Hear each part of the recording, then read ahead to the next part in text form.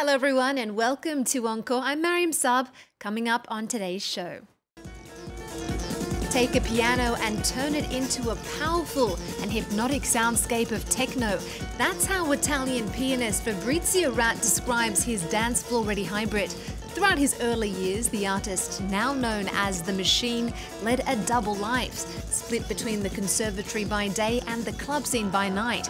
It wasn't long before those two worlds merged into one radical style. Fabrizio Rat joins us in the studio to talk about his new record, The Pianist.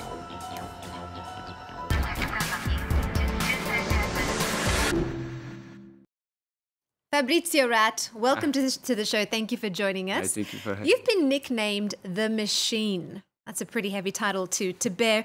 You do rhythmic patterns with your right hand and a drum machine with your left and a prepared piano. Tell us, The Machine, how do you work exactly? Actually, you have to split in two independent sides of yourself. And so that, as you said, with my right hand, I try to keep the rhythm going and to play on time and regularly, like a sequencer, like a machine, like a drum machine. And with my left hand, I handle and mix all the other instruments, the real machines. And so you have to be to look yourself playing and as if you go outside yourself and you follow the music from above actually. And so, what does a prepared piano entail?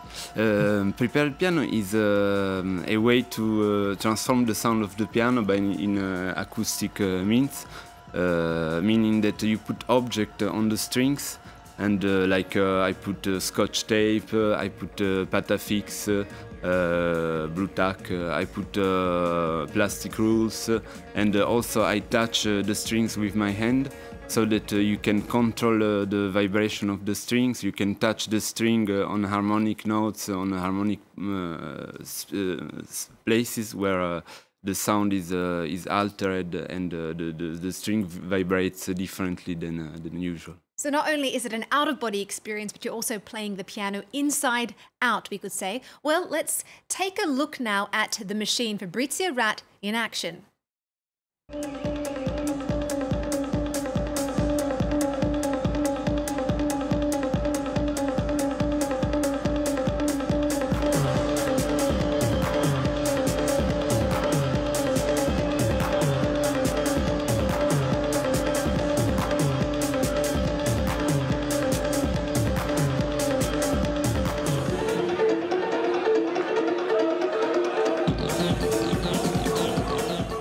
See why you've drummed up such a following on the underground scene, Fabrizio. You're trying to put your audience under some kind of trance, under some kind of spell, aren't you?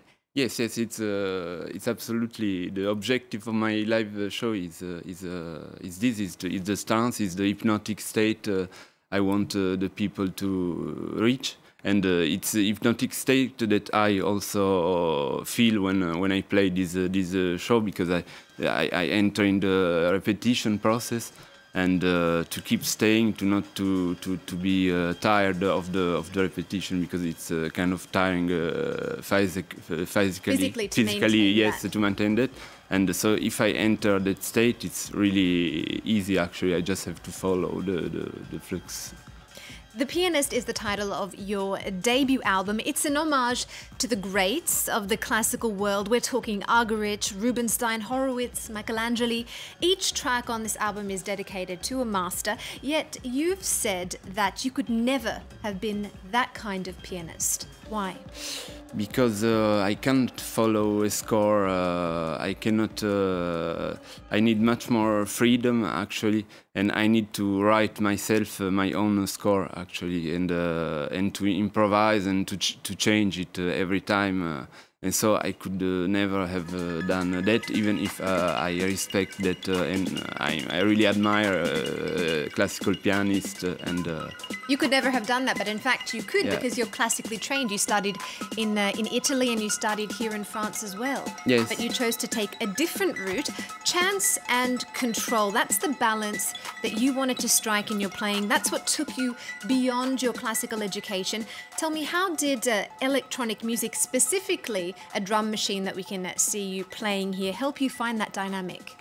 Because with some kind of electronic instruments, especially analog equipment, and especially the analog synthesizer on which techno was invented, like the TR-909, like the 303, and also synthesizer like MS-20, and they have really unpredictable sides. They don't behave always as expected. They are not as precise as computers are. And so this side I really find appealing to me, because it's like something human in the machine. And it's all my project. It's all about that: how the machine can be human, and how I can be a machine, being a human being. So it's merging again. Those two worlds. You've said that analog electronic instruments you feel they have feelings even. Yes.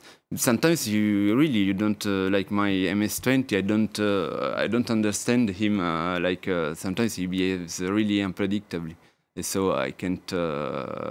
I know him so well, but sometimes they just don't do what they are supposed to do, and sometimes in this way you find a really interesting way to be creative, because it's much more. It goes far than what you expect it to do, actually. Let's take a look at what you're listening to right now. If we could take a little sneak peek at your personal playlist, tell us who are some of the artists that we might find.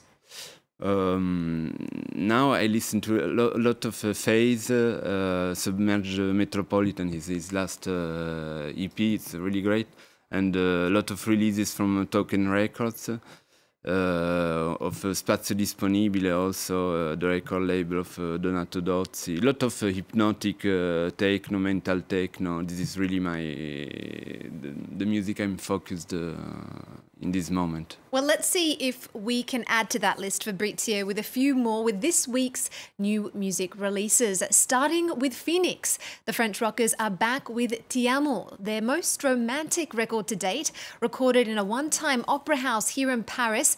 The band says the follow-up to 2013's Bankrupt captures the spirit of summer and Italian discos. Now, the album may be colourful, but it grew out of a sense of darkness in the aftermath of the terror strikes here in Paris. Fabrizio, as an artist, how do you feel about the fact that concerts are being targeted from Paris to Manchester? Yeah, it's really terrible thing. Music is something that unify people, ideas, and so to attack that is really, I can't understand. But I couldn't agree with you more. Let's take a listen to J-Boy of Ti Amo.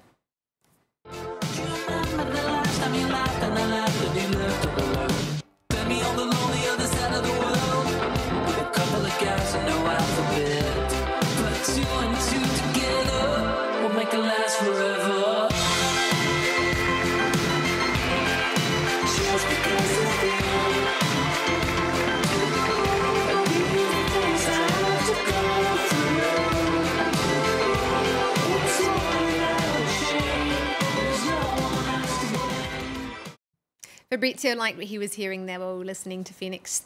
But now let's move on to Katy Perry. It's a new era for the American singer. She's back with Witness, an album she says is purposeful pop. The follow-up to 2013's Prism is packed with cameos from Bob Marley's grandson Skip, Hot Chip and Nicki Minaj on Swish Swish. Now that cut has already drummed up its share of controversy. Fans have interpreted the lyrics as a not so subtle jab at Perry's long-standing rival Taylor Swift. Have a listen for yourself. So keep calm, honey, I will stick around for more than a minute. Get used to it. Funny, my name keeps coming out your mouth, 'cause I stay winning, lay 'em up like swish, swish, bish. Another one in the basket.